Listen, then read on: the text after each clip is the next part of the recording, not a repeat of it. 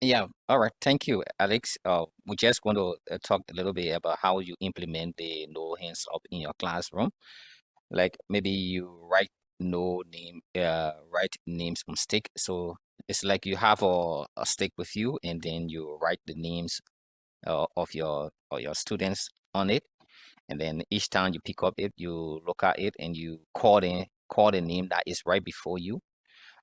If it is John, you say John. Okay, please answer the questions, and then you look the next name that will follow.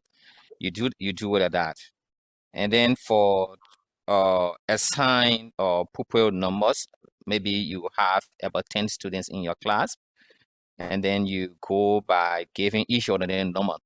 You say 1, 2, 3, 4, 5, 6, 7, 8, 9, 10. So if you ask a question, you can say, hey, number 10 or number 5, can you answer the question? And if number 5 answer, then you can ask him if he can refer to another person.